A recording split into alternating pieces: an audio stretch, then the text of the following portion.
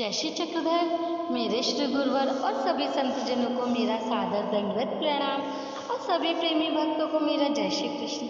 आइए आप सभी प्रेमी भक्तजन मिलकर मेरे साथ आज की लीला का चिंतन कीजिए। आज की लीला हमारे श्री दत्तात्रेय महाराज से संबंधित है। पांचालेश्वर में 5 दिन निवास। लीला क्रमांक 620। श्री दत्तात्रेय प्रभु के जी के चयनार्पित स्थान का महत्व प्रतिपादित करने के उपरांत सर्वज्ञ श्री चक्रधर भगवान पांचालेश्वर गांव के शिव मंदिर में गए। यहाँ पहुँचने के बाद बाईसा ने भगवान को दोपहर का पूजा अवसर किया। उसके बाद भगवान को भोजन करवाया। भगवान ने इस स्थान पर 5-7 दिन निवास किया। लीला का हेतु है सर्वज्ञ श्री चक्रधर भगवान ने इस स्थान पर निवास करते हुए इसे विशेष रूप से संबंध प्रदान किया। दृष्ट अदृष्ट अनेक लीलाएं और चेष्टाएं की, दान कार्य भी किया। यहाँ के अनेक स्थानों पर लीलाएं करके उनका महत्व प्रतिपादन किया। यहाँ के मुख्य स्थान पर भगवान 5-7 दिन रहे। रात के समय यहीं पर शयन और भोजन किया। अगली लीला है विश्वनाथ देव को धातुरवाद के समय सामर्थ्य का निराकरण। पूर्वार्ध लीला क्रमांक 621। एक दिन भगवान विरट से वापस लौटकर यक्षिणी के मंदिर के पास विद्यमान पीपल वृक्ष के दक्षिण भाग में आसन पर विराजमान थे। विश्वनाथ देव नाथपंथ के अनुयायी महात्मा थे। वे गोदावरी नदी से गांव की ओर आ रहे थे। उन्होंने वहां बैठे हुए भगवान की दैदीप्यमान लावण्यमय सुंदर श्रीमूर्ति को देखा तो वे उनके पास आकर बैठ गए। उसके बाद उन्होंने भगवान से पूछा, भगवान क्या आपको पीली छड़ बनानी आती है? इस पर भगवान ने अपने सिर को हिलाकर कहा नहीं। फिर उन्होंने कहा, क्या आपको सफ़ेद छड़ बनाने का ज्ञान है? इस पर उन्होंने अपने सिर को हिलाते हुए कहा नहीं। वहाँ वे थोड़ी देर भगवान के पास बैठे और फिर वे अन्यत्र चल दिए। उनके चले जाने के बाद नाथोबा ने भगवान से पूछा, भगवान पीली छड़ किसे कहते हैं और सफ़ेद छड़ किसे कहते हैं?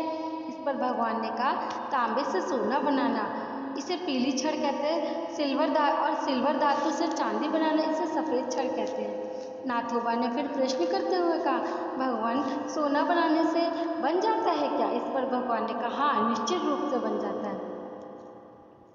तांबे से सोना बनाना है कोई कठिन कार्य नहीं। बाहर ले आओ गोबर तो तुम्हें बनाकर दिखाते हैं। भगवान की इस बात को सुनकर वे चुप हो गए। फिर भगवान ने कहा, बेटा ऐसा करना आप लोगों के लिए उचित नहीं। इस पर नाथोबा ने कहा, हमें सोना बनाने की आवश्यकता नहीं है जी। पूर्वार्ध इसकी लीला का हेतु है भगवान सर्वज्ञ हैं, उन्हें सभी विद्याओं कलाओं का ज्ञान है, पर वे नाथपंथी महात्मा के सम्मुख अनभिज्ञ बन गए क्योंकि यह अनिष्ट का कारण हो जाता। उनके चले जाने के बाद भगवान ने नाथोबा के पूछने पर सब कुछ बता दिया।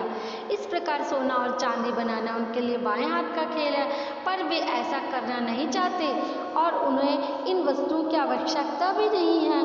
इसके अतिरिक्त भगवान ने बताया, सोने और चांदी की जो अधिष्ठात्री देवता है उसकी इच्छा के बिना यह संभव नहीं है। उसकी इच्छा हो तो यह परिवर्तन तत्क्षण संभव है। अगली हमारी लीला है नीम वृक्ष के नीचे धन द्रव्य होने का संकेत। पूर्वार्ध लीला क्रमांक है 622। एक दिन भगवान प्रातःकाल का समय बाहर आंगन में एक नीम के वृक्ष के नीचे पश्चिम दिशा की ओर आसन पर विराजमान थे। उनके चारों ओर भक्तजन बैठे हुए थे। भगवान ने मंदिर के परकोटे के कोने की ओर संकेत करते हुए कहा, यहाँ चोंड राजा का अपार धन द्रव्य नीचे गड़ा हुआ है। इस राजा के 9 बड़े बड़े सोने चांदी के घड़े भरे पड़े हैं। उसने अपना धन यहाँ गाड़ दिया है। लीला का हेतु है भक्तजन सदा धन द्रव्य की बातें करते रहते हैं, पर हमें इस धन की आवश्यकता नहीं। इसलिए भगवान ने बाईसा को चोंड राजा द्वारा गाड़े हुए धन की बात की थी। भगवान ने अपनी सर्वज्ञता निरपेक्षता का परिचय भी दिया। अगली हमारी लीला है जो माईसा को दर्शन और वर प्रदान। पूर्वार्ध लीला क्रमांक 623।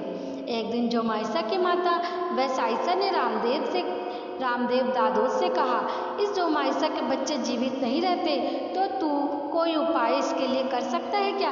इस पर रामदेव दादोस ने कहा, मेरे से यह संभव हो भी सकता है और नहीं भी। यह तो तुम मेरे भगवान के पास आओ तो वहाँ जाकर उनके दर्शन करो तो यह निश्चित है इसके बच्चे जीवित रह जाएंगे। इसके बाद वे दोनों भगवान के दर्शनार्थ पंचालेश्वर गईं।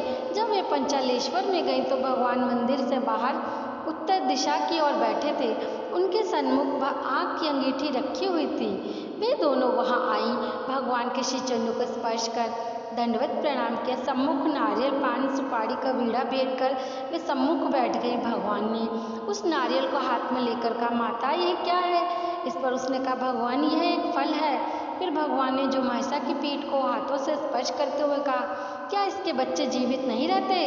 इस पर उसने बाईसा को संबोधित करते हुए कहा, हमने दादोस से इस विषय में कहा था तो उसने हमें यहाँ भेजा। भगवान ने इस बात को चुपचाप सुन लिया। फिर उन्होंने भगवान को भोजन का आमंत्रण दिया। भगवान ने उनके आमंत्रण को स्वीकार कर लिया। थोड़ी देर बाद वे भगवान के लिए भोजन लेकर वहाँ आई। भगवान ने भोजन किया, पानी से कुल्ला किया, पान का बीड़ा लिया। जब बाईसा उन्हें भोजन के बर्तन वापस देने लगी तो भगवान ने उनसे कहा, हमारे थाल में जो अन्न बचा हुआ है उसमें से थोड़े थोड़े सभी पदार्थ इधर इन्हें दे दो। भगवान की आज्ञा से बाईसा ने वैसा ही किया और वे बर्तन उन्हें वापस कर दिए। फिर भगवान ने जो महिषा से कहा, इस बर्तन में जो बचा हुआ अन्न है उसको अपने भोजन में लो, तुम्हारे बच्चे जीवित रहेंगे, चिंता मत करो। इसके बाद उसने वह अन्न खाया। उसके बाद उसके 3 बच्चे वे सभी जीवित रहे, 2 बेटे 1 बेटी। उनमें से खेई देव पंडित परशुराम व्यास के पिता थे, दूसरे चाचा थे और तीसरी उनकी बुआ थी। इस लीला का हेतु है, भगवान ने उनकी पीठ को अपने हाथों से स्पर्श कर उसके बच्चों को मृत्यु दोष से मुक्ति दे दी। भगवान की प्रसन्नता से उसे 3 बच्चे प्राप्त हुए। यह भगवान की उल्लंघनी देवता ने कार्य किया। देवता की ब्रह्मंडस्था ने देहारंभक लेव उसे प्रदान किया। उन 3 बच्चों में परशुराम के पिता थे। भगवान ने अपनी प्रसन्नता से भोजन प्रसाद उसे खाने के लिए दिया। यह लीला वरदान की है। तो ये थी आज की हमारी लीलाएं, बहुत सुंदर। आप सभी प्रेमी भक्तजन इन लीलाओं का चिंतन कीजिए। कल फिर और नई लीलाओं के साथ मिलेंगे। तब तक के लिए आप सभी प्रेमी भक्तों को मेरा जय श्री कृष्ण, जय श्री चक्रधर।